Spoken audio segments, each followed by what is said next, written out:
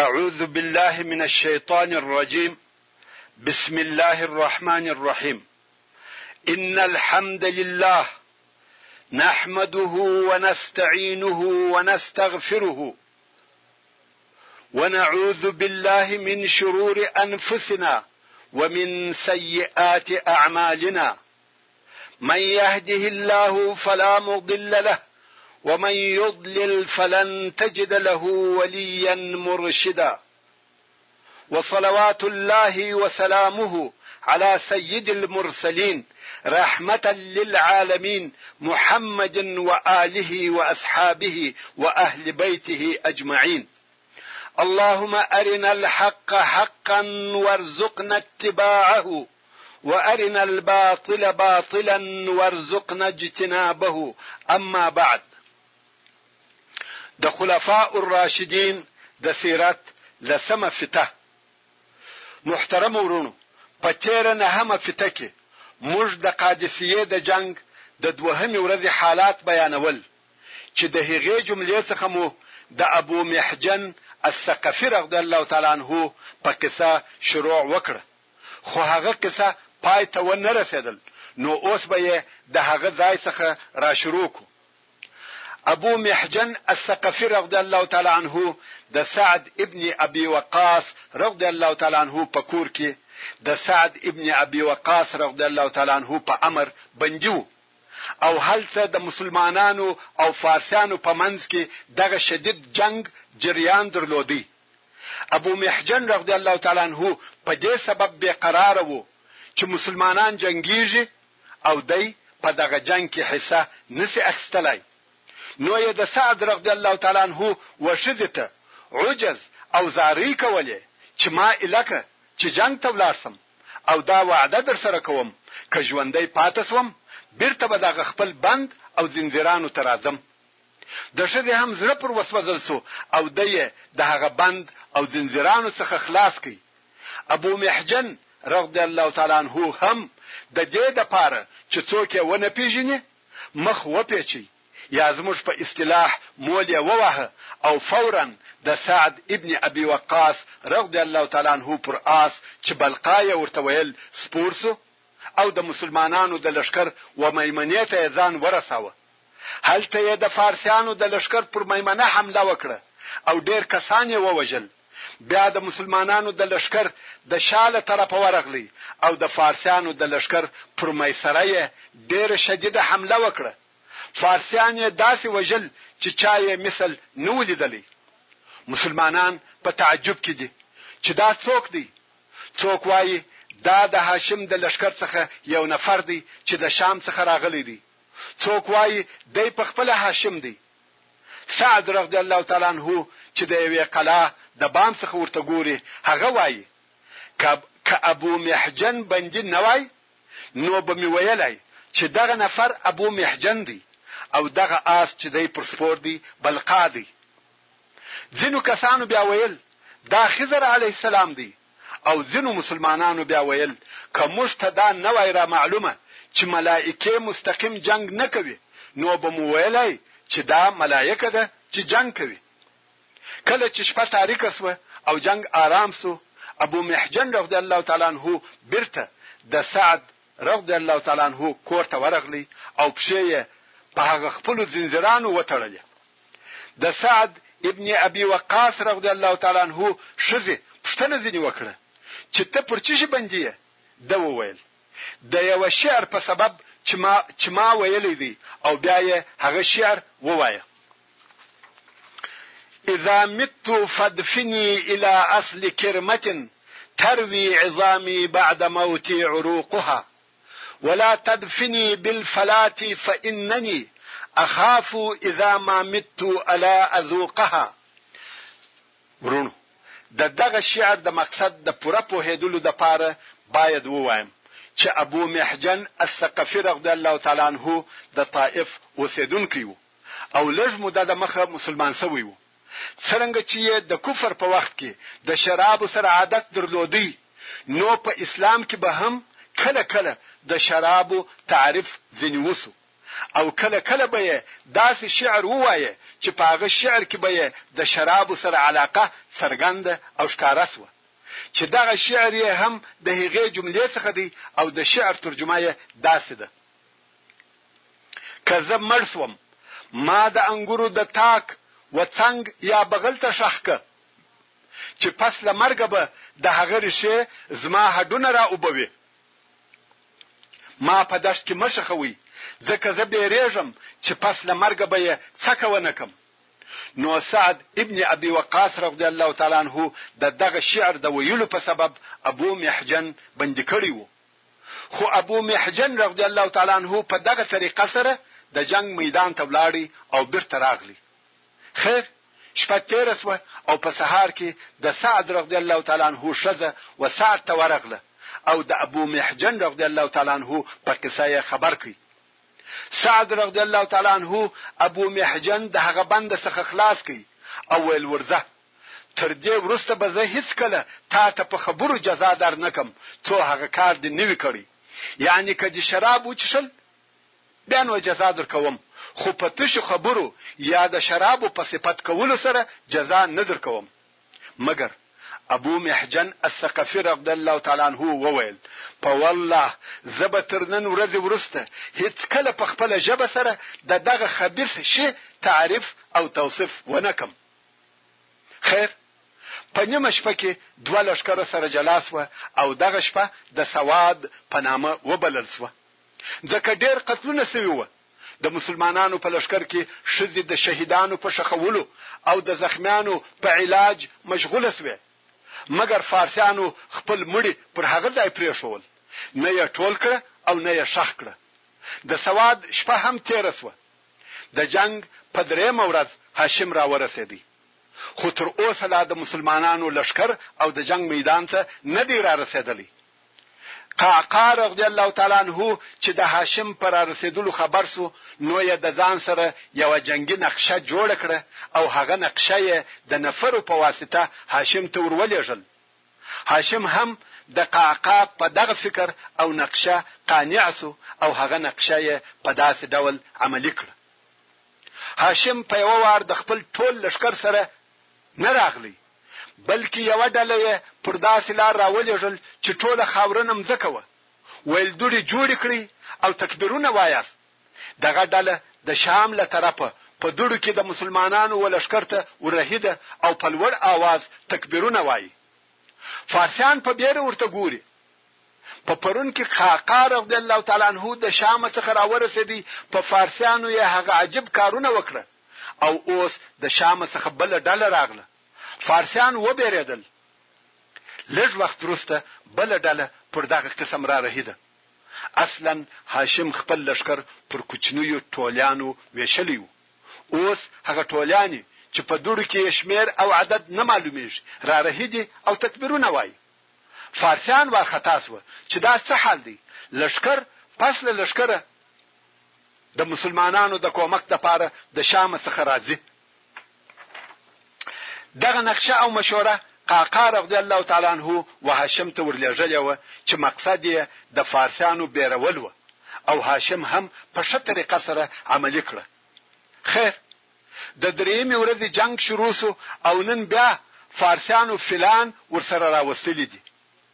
اوس مسلمانان کوشش کوي چې فیلانو ته د شا له طرفه ورسي او بیا یې تانګونه او تسمې وروش کوي. مګر کفارو نن د فیلانو د شا او مخ دواړو طرفو ته فیلوانان سپاره کړي دي چې د شا له طرفه هم د فیلانو ساتنه او حفاظت وکړي. په تیر جنگ کې یوازې د مخ له طرفه د فیلانو ساتنه کېده، مګر نن د دواړو طرفو څخه ساتل کیږي او د هغو سپرو خلکو له طرفه په مسلمانانو کې قتل او وژنه شروع سوه. پر فیلانو سپاره خلک لوړ دي، مسلمانان نه ورسیږي، خو د سپرو خلکو له طرفه مسلمانان په اوږدو اسلحو وهل کیږي. نو ځکه نن بیا په مسلمانانو کې قتل ډیر سو. خلق و سعد رضی الله تعالی عنه ته ورغله چې کومک مو وکړه، فیلانو په عذاب کړو. په دغه ورځ سعد رضی الله تعالی عنه په خپل جنگ نه کاوه، ځکه په بدن کې سنجقي راپورته شوی وي. حتی په ټوله بدن کې داسې ځای نه وو چې هلته د دانه یا سنجقي نیوي پراختلې. پر آس یا اوش نسی سپریدلای، بلکې کښینستلای هم نسی، فقط پر مخې به پروت وو. نو په دغه ورځ سعد رضی الله تعالی عنہ د یوې لري او زړې قلعه چې څوک نه پکښې اوسېده پر بام پر مخې پروت دی او بالښت یې تر ځګر لاندې کړی دی. څرنګه چې سعد رضی الله تعالی عنہ د سترګو په لیدلو کې ډېر تیز او قوي وو، سعد رضی الله تعالی عنہ به د ډېرې لرې مسافې څخه یو انسان لیدی او دا ورته معلومېده چې څه شی په لاس کې دی. نو د هغه قلعه د بام څخه جنگ ته ګوري او د اوامرو په لیږلو سره جنگ اداره کوي. سعد رضی الله تعالی عنہ یې ویني چې فلانو په مسلمانانو څه کارونه وکړ. کم وخت چې خلق و سعد رضی الله تعالی عنہ ته د فلانو شکایت ورولېږي او کومک غواړي، سعد رضی الله تعالی عنہ قعقاع او عاصم رضی الله تعالی عنهما راوغشتل او ورته ویل که حالات دغه سي دوام ولري ماته او شکست مو حتمی دي، نو د دغه فلانو یو چاره وکي. قعقاع او عاصم چې د بنو تمیم د قبیله څخه و، نو یې د بنو تمیم څخه دوه ډلې جوړ کړې چې یو ډله د قعقاع سره و او بل د عاصم سره. اوس نو فلانو ته متوجه شو چې باید څنګه او په څه ډول سره مخ ونیسو. خو ویل ده چې ټول فلان هغه طرف ته حرکت کوي کم چې هغه دوه فلان پر هغه طرف رهوي. یعنی د فلانو په مخ کې دوه فلوه چې یو سپین او بل خالدار فلو. دغه پلان چې هر طرف ته ځي نور ټول پلان د هغو متابعت کوي او په پسې وي.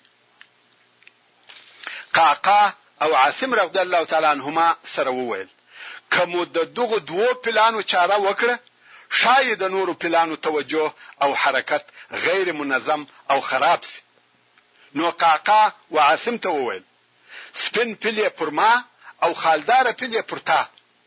دوی د پلانو و طرف ته ورغله، ویل ده چې د پلانو ډیر شدید حفاظت او ساتنه کیږي او فارسیانو د احتیاط لپاره په پلانو زغری هم اغوستې دي، حتی که په توره یا نیزه هم ووهل سي تاثیر نه پر کوي. فلان یې په زغرو داسې پټ کړي دي چې بیله شونډکه او سترګو یې بل ځای نه معلومیږي. نو اوس څه په وکړي او څنګه واری پر وکړي؟ هغه دوه ډلې چې د قعقاع او عاصم سره وي شاوخوا پر پلانو راګرځي او فلوانان مشغولوي. یو وار په غوښ ولي، یو وار ورنږدې سي او بیا لري سي. فلوانان د هغو سره مشغوله دي. دلته عاصم او قعقاع چې پر اسانو سپاره دي په موقع پسې ګرځي چې کله به واری پر وکړي. کم وخت چې هغه مناسبه موقع برابر شوه یو دم یې آسان د شا پر دوه پښو ودرول او د آسانو د شاو څخه د پلانو پر سترګو په نیزه واری وکړه. د سپین پل په سترګو چې نیزه ننوته لو ناره وکړه، ځای پر ځای سره وګرځېدی او بیا د شا پر طرف وزغستل. د فارسیانو په لشکر ننوتی ځغلي او فارسیان تر پښو لاندې کوي، مګر خالدار فل چې پر سترګو وویشتل سو پر شا ولاړی او د شا پر پښو ولوېدی. قعقاع چې ولیده چې پل پر ځکه ناشتي توري ته ور حمله کړه، پل یې پر شونډک په توره ووهه او شونډک یې ځینې پرې کړ. دغه فل هم ځای پر ځای سره راڅرخي او بیا پر شا وزغستل. د فارسیانو په لشکر ننوتی او فارسیان تر پښو لاندې کوي. هغه نور فلان هم په دوی پسې دي. ټول پلان د سپین او خالدار پلانو تر شا پسې ځغلي او فاصل لشکر تر پښو لاندې کوي. فارسیان ورخطا دي چې زموږ پلان په موږ کې غورځي.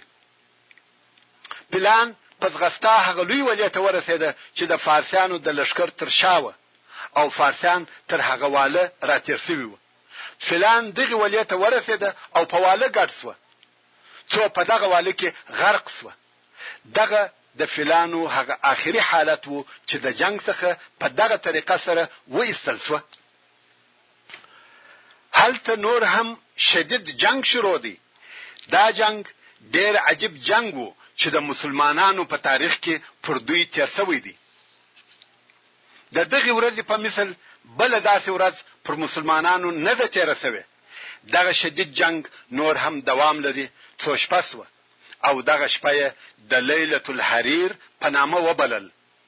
په پخوا کې خو به جنگ په مازیګر کې بس سو، مګر نن نه جنگ بس سوی دی او نه درېدلی دی، د سهار څخه شروع دی او تر اوسه جاری دی. په دغه شپه مسلمانانو خبرې کول پرېښول، خبرې نه کوي، فقط تهلیل او تسبیح وای او ستمه دی چې دغه ستمه ته په عربي کې حریر وای.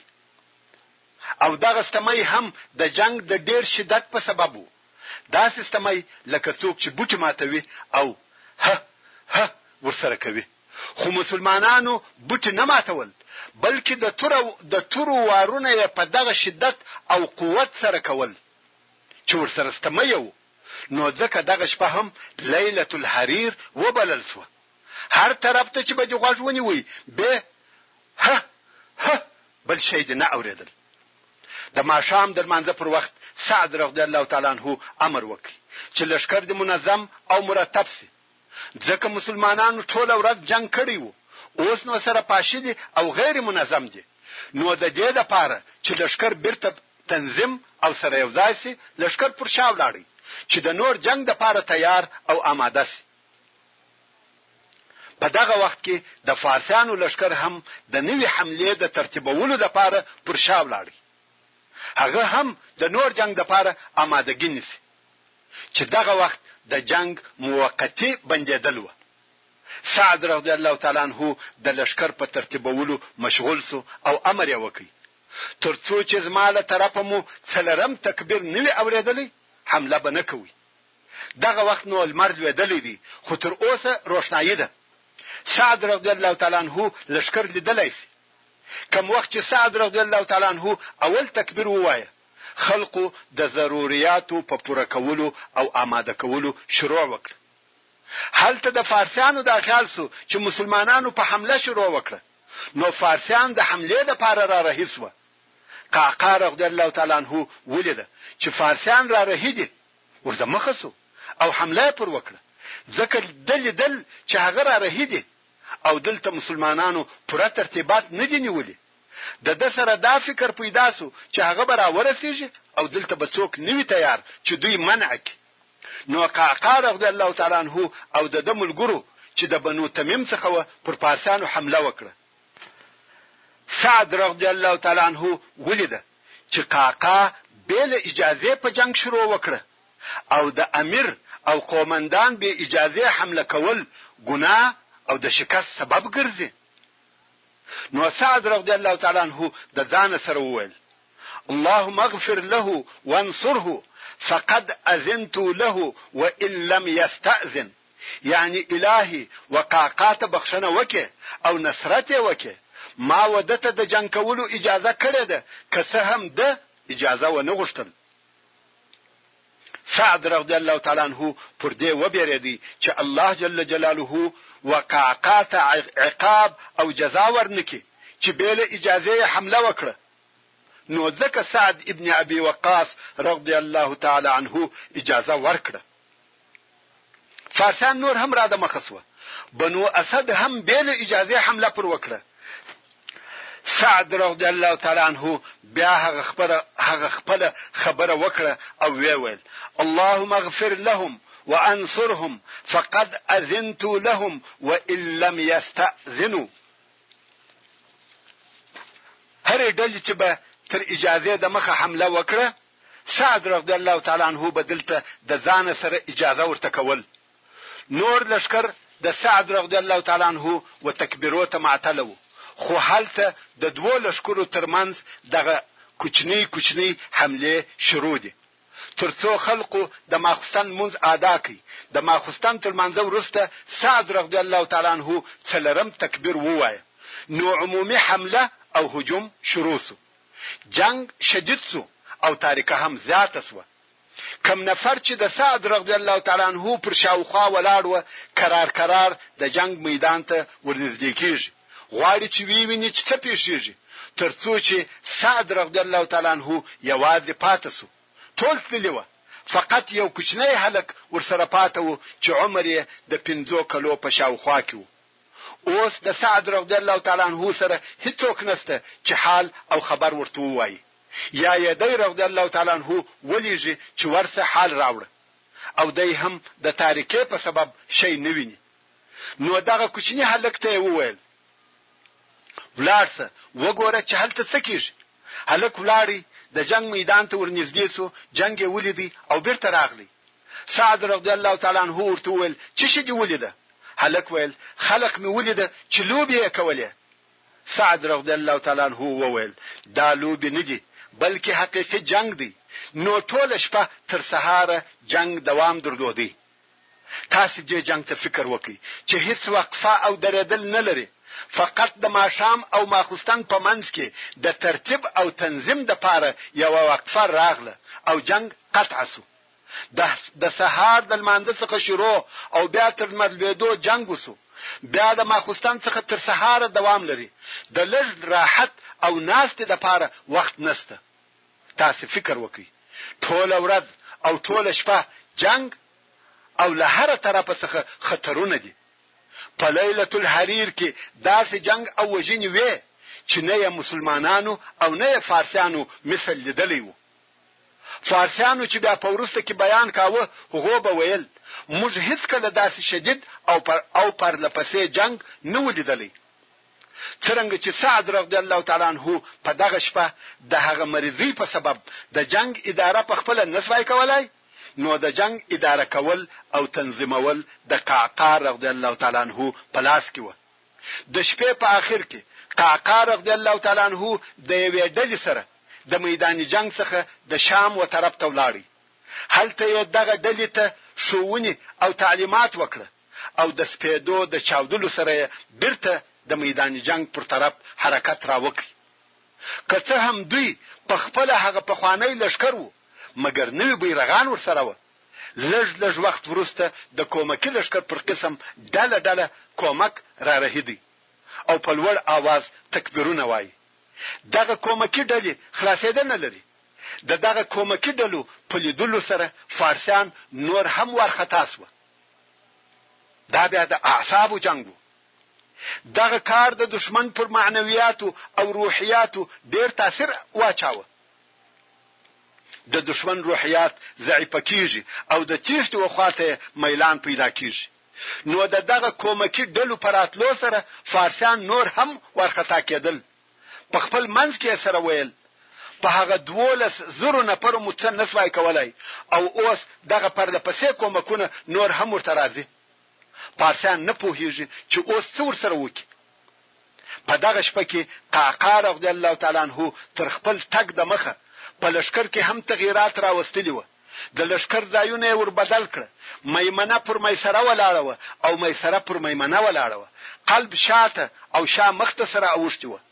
په خپل قعقاع رضی الله تعالی عنہ هم په سهار کې د جنگ و میدان ته راورسېدی. نن ورځ فارسیان نوي خلق ویني، هغه د پرون او پخوانی خلق نه دي.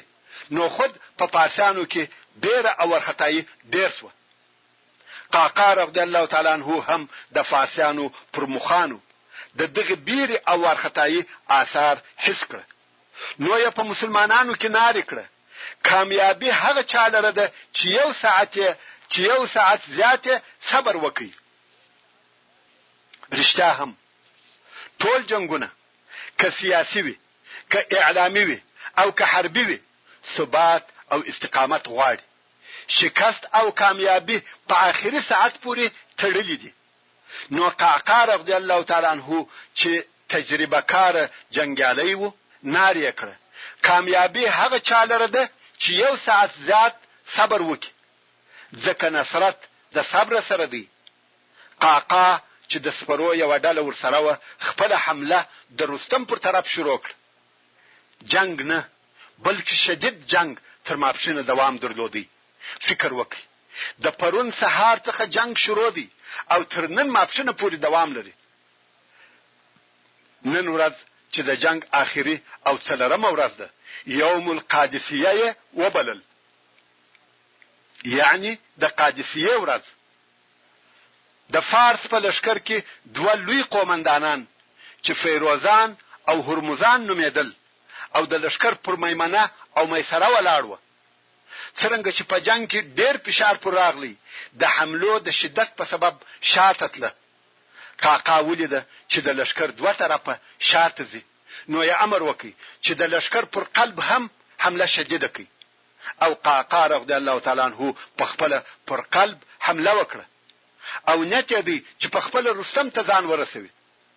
واقعا هم مسلمان جنگیالیو د قهرمان قعقاع په مشرۍ وکولای شوای چې د پارسیانو په لشکر کې لار او کوڅه جوړه کړي ترڅو په خپل رستم ته ورسېده. مګر دلته تر قعقاع رضی الله تعالی عنه د مخه د مسلمانانو د پهلوانانو څخه یو نفر چې نوم یې هلال ابن علقمه ورستم ته ورسېدی او وی وژي. د فارسیانو پاچا رستم ووژل سو. دا خبر په فارسیانو کې نشر سو او په چشته شروع وسو. جالینوس چې د فارسیانو لوی قومندان وو پوسو چې د فارسیانو تیښته زموږ د ټول لشکر هلاک او تباهی ده. هلته د لشکر شاته یو لوی جوړه واله و چې پر هغه واله یو پل تړل شوی و او فارسیان پر دغه پله را اوښتي و. جالینوس فورا د یوې ډلې سره دغه پله ته ځان ورساوه او هلته د پله ساتنه کوي. د فارسیانو ماڅوي لشکر پر دغه پله اوړي او تښتي. فارسیان پر دغه پله تیریږي، جالینوس او د هغه ډله یې حفاظت کوي. په دغه وخت کې چې د مسلمانانو لشکر د جالینوس سره په جنگ مشغوله دي، د فارسیانو د لشکر ډېره حصه تر پله واوښته او هغه کسان چې تر پله نه دي اوښتي د ولې پر لوړ او کښته طرف وتښتېدل یا ووژل سو. جالینوس ولیده چې د لشکر ډېره حصه تر پله تیر سوه او لږ نفر پاته دي، نو په خپله جالینوس او ملګري پر پله واوښته. د دوی د تیرېدلو سره یو ځای د مسلمانانو د قومندانانو څخه یو نفر چې زهره ابن حویه نومېدی پر دغه پله پسې ورتیر سو او د جالینوس تر شا په پسې دی. د جالینوس د تیرېدلو سره یو ځای زهره پسې ورواوښتی. کفارو ته دونه وخت او موقع ور نکړه چې پل قطع کړي. اوس جالینوس زغلی او زهره په پسې دی، هغه زغلی دی په پسې دی. دغه تیښتې او تعقیب د نن د فارس په مځکه کې پوره 3 ورځې پرله پسې دوام درلودی. یو تښتې او هغه بل په پسې دی. دا خو معلومه خبره ده چې د قومندانانو او پهلوانانو سره به ډېر ښه او روزل سوي اسان و، نو خود یو په بل پسې نشي ورسېدلی. جالینوس چې خپل مرګ ویني هیڅ نه درېږي او زهره بیا د مرګ دی نه ځینې راګرځي، سم په پسې دی. 3 ورځې پرله پسې دغه تیښتې او تعقیب دوام وکړي او په آخر کې پس له دغه عجیبې تیښتې څخه زهره پسې ورسېدی او جالینوس یې ووژي. هلته چې کفار تر پله واوښته، د مسلمانانو د لشکر یوه ډله د ضرار ابن الازور رضی الله تعالی عنه په مشرۍ په کفارو پسې تر پله ورتیر سوه او قعقاع رضی الله تعالی عنه د هغه پاته لشکر په ترتیبولو او تنظیمولو مشغوله سو. خو دغه تر پله اوښتې ډلې د ضرار ابن الازور رضی الله تعالی عنه په مشرۍ وکولای سوای چې د فارس په هغه تښتېدلو قومندانانو پسې ورورسېږي، کم چې د فارسیانو هغه لوی بیرغ ترکی شکابیان ورسره وو.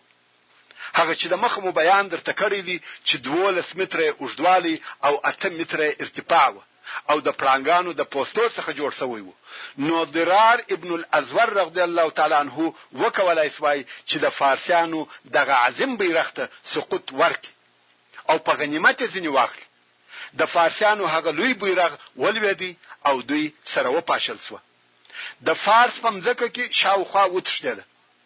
د فارسیانو په دغه لوی شکست او د مسلمانانو په دغه عظیم نصر او لویه کامیابی معرکة القادسیه پای ته ورسېده.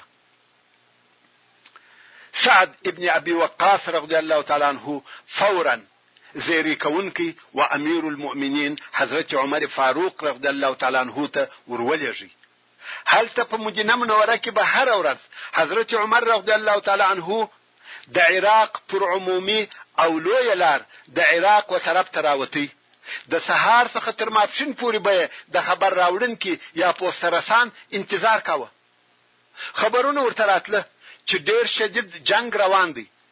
څرنګه چې په دغه ورځ دا امید وو چې جنگ به پای او نتیجې ته رسیدلی وي، نو ماپښین هم نه ولاړی، نور هم د خبر راوړونکي په انتظار ولاړ دي. دا خو د حضرت عمر رضی الله تعالی عنہ عادت او حالت. هلته هغه زیری کوونکی چې سعد رضی الله تعالی عنہ را لېږلی دی داسې څوک دی چې تر اوسه یې امیر المؤمنین نه دی لیدلی او پرنګ نه پیژني. اوس چې حضرت عمر رضی الله تعالی عنہ تر شار د باندې راوتلی دی او د عراق پر عمومي لار په انتظار ناست دی، زیری کوونکی را ورسېدی او تر عمر رضی الله تعالی عنہ تیر شو. عمر رضی الله تعالی عنہ پوسو چې دغه سړی د عراق له طرفه څخه راغلی، نو پسې راولاړ شو.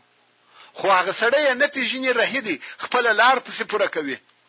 عمر رضی الله تعالی عنہ تر شا پسې ځغلی او ورغږ کړ: سړی د کومه ځای راځي؟ سړی ویل د عراق.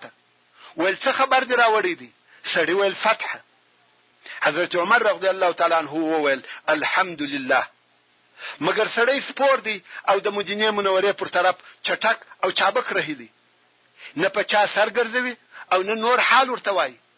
حضرت عمر رضی الله تعالی عنہ تر شا پسې ځغلی او پوښتنې ځینې کوي.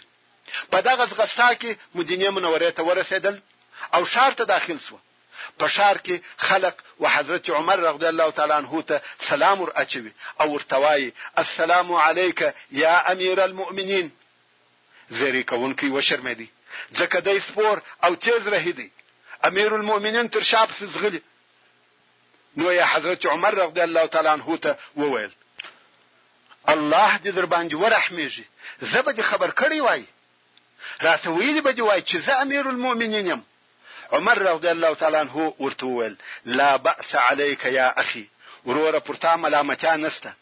حضرت عمر رضی الله تعالی عنہ د قادسیه په فتح ډیر زیات خوشاله شو، ځکه یو خو دغه جنگ د مسلمانانو د هغلوی جنگو څخه وو او بل په دغه فتح سره د ټوله فارس د نیولو د پاره دروازه خلاص شو.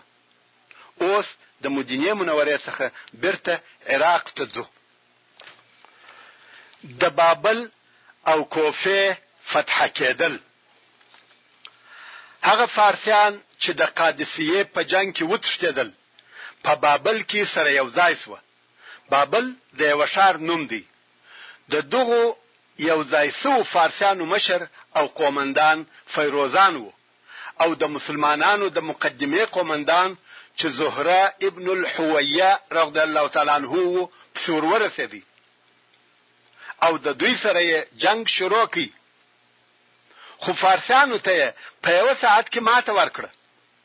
حتی پوره یو ساعت هم نو تیر شوی چې بابل فتح شو. په خپل فیروزان نهاون ته وتښتېدی او هغه مات شوی لشکر چې د سره ورسره وو ځینې کوفه ته ولاړل او ځینې نهاون ته ولاړل. دغه کوفه دغه اوسنۍ کوفه نه ده، بلکې بل ښار وو چې کوفه ورته ویل کېده. زهره رضی الله تعالی عنہ اول د کوفه پر طرف پسې رهیسو. هلته یې د فارسیانو د پاته لشکر سره جنگ وکړ. د هغو قومندان ووژل شو او فارسیانو ماته وخوړه. کوفه هم فتح شو او تښتېدلي فارسیان ټول په نهاوند کې سره یو ځای شو. د مسلمانانو د لشکر د مقدمه قومندان زهره رضی الله تعالی عنہ د سعد ابن ابي وقاص رضی الله تعالی عنہ در رسیدلو په انتظار دلته په کوپه کې پاتې شو. څو سعد رضی الله تعالی عنہ د پاته لشکر سره راورسېدی. سعد، زهره، قعقاع او نور اسلامی قومندانان رضی الله تعالی عنهم اجمعین سره یو ځای شو او مشوره کوي. ویل اوس د مداین و طرف ته چې د فارس پایتخت دی لار آسانه ده. د اوس د پاره به نهاوند پریږدو. د فارس پایتخت مهم دی. که پایتخت فتح شو د فارس ټول مملکت ریږدي. نو ټول قومندانانو پر دې فیصله وکړه چې پر پایتخت به حمله کوو. فارسیان په نهاوند کې سره یو ځای کېږي، مګر مسلمانانو د مدائن د حمله اراده وکړه. فارسیان چې د مسلمانانو په دغه نیت او اراده خبر سوه ډېر وارخطا سوه. که څه هم هغه قواوې چې په پایتخت کې موجودې وې قوي او ډېرې وې، مګر بیا هم په هغه اندازه نه وې چې په نهاوند کې سره یو ځای سوي وې. نو خود فارسیان وارخطا سوه چې مسلمانانو نهاوند پرېښاوه او اوس پایتخت ته ځي. مسلمانان د مدائن و حدود ته ورسېده. مدائن داسې یو ښار دی چې شرقي طرف ته یې هم واله ده او غربي طرف ته هم واله ده. د ښار په منځ کې هم واله تېره سوې ده چې د ښار شرق او غرب سره جلا کوي. اوس مسلمانان د غرب له طرفه ورهیدي او د کسرا قصر د ښار په شرقي طرف کې واقع دی چې بیت الابیض سپینه ماڼۍ او ایوان کسرا ورته ویل کېده. مسلمانان چې د مدائن د ښار و اطراف ته ورسېدل، د هغه ځای څخه بیت الابیض ولیدي. د لرې معلومیږي. ضرار ابن الازور رضی الله تعالی عنه ناره کړه: الله اکبر، دا د کسرا سپین کور دی. دا هغه ځای دی چې الله جل جلاله یې د فتح وعده کړې و او رسول الله صلی الله علیه و آله وسلم په خپل قول کې صادق دی. مسلمانانو د سره یو ځای تکبیرونه ویل.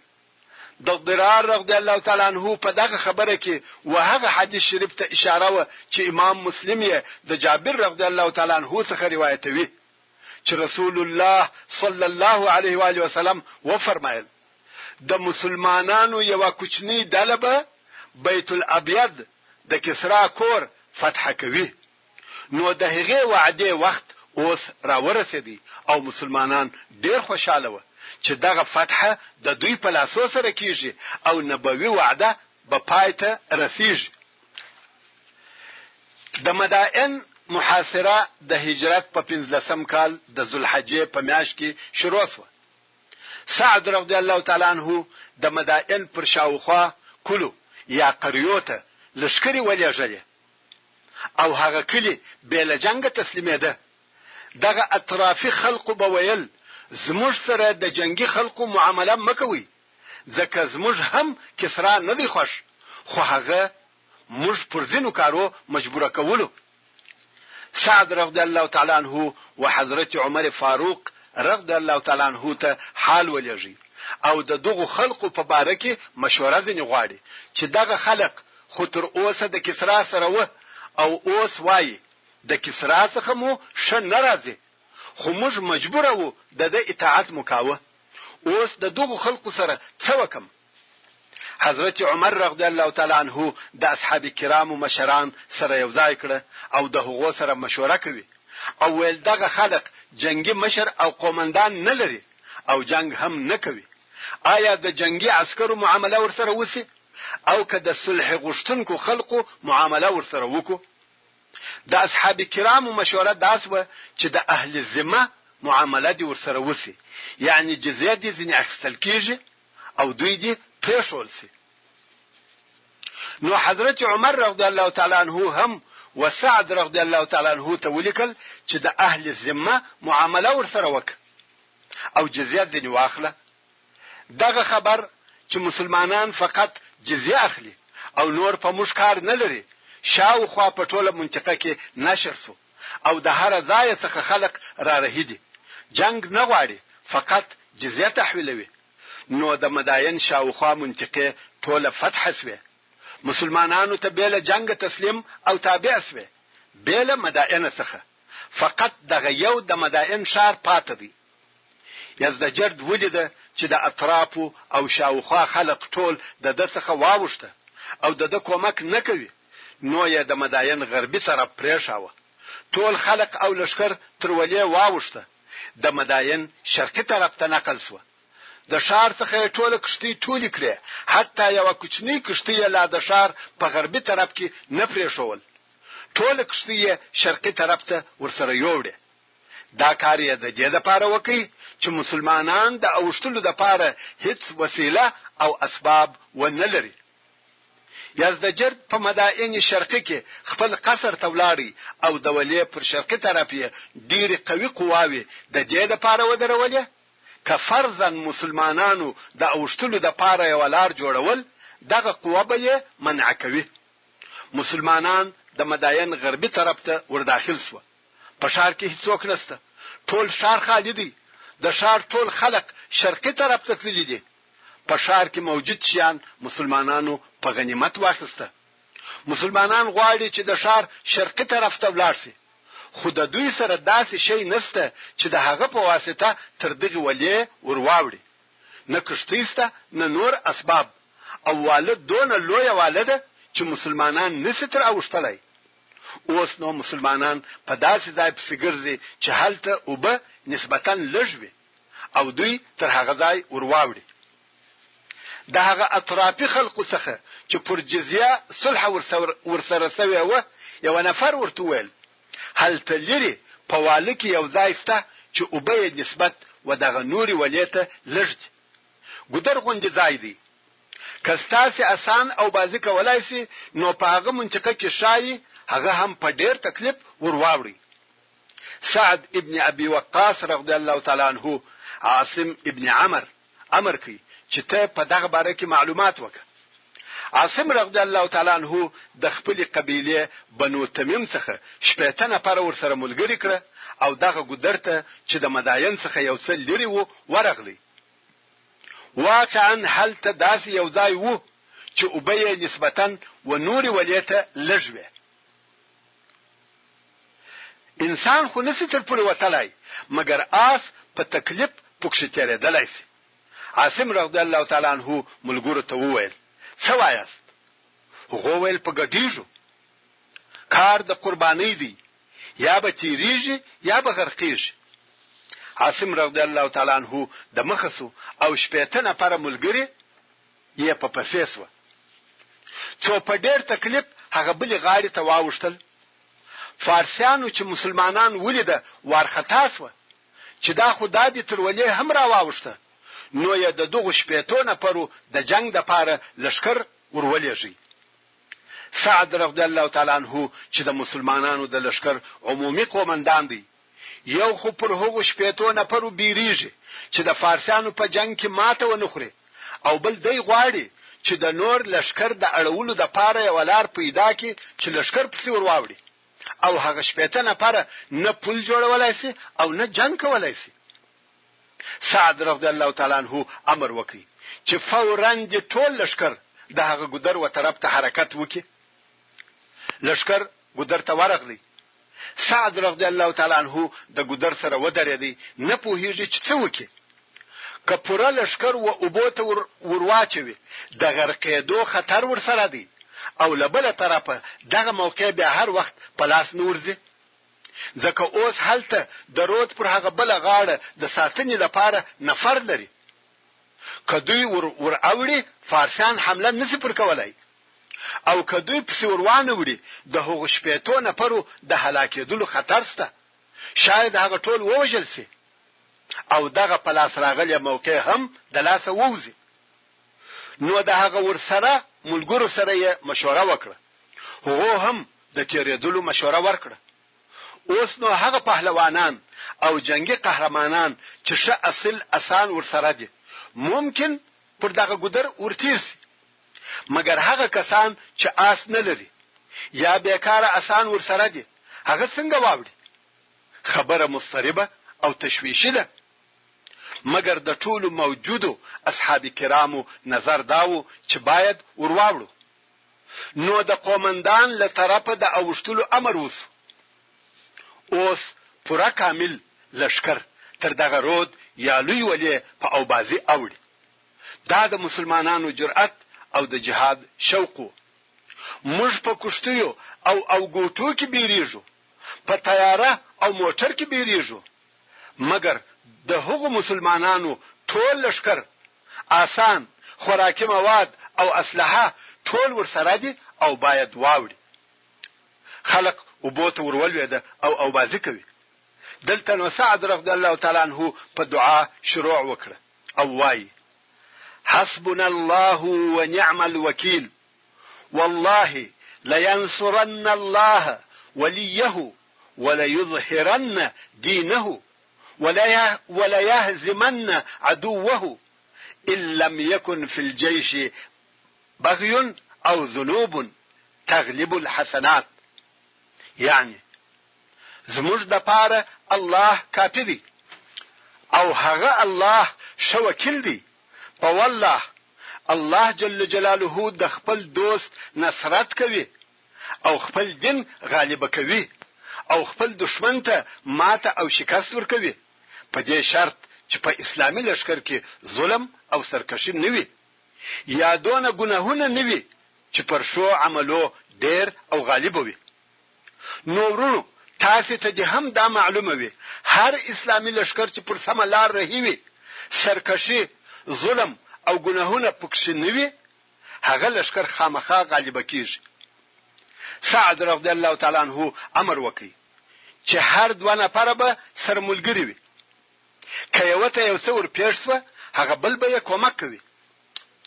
سلمان فارسی رضی الله تعالی عنہ د سعد ابن ابي وقاص رضی الله تعالی عنہ ملګری و، یعنی د هغه سره یو ځای اوښتي. سلمان فارسی رضی الله تعالی عنہ د سعد ابن ابي وقاص رضی الله تعالی عنہ پر مخ بیره او ورختایي حس کړ او هغه بیره هم په دې سبب و چې د مسلمانانو څخه یو څوک غرق نشي. نو سلمان رضی الله تعالی عنہ و سعد ابن ابي وقاص ته وویل دغه نوی دین لطفاً فتا واړه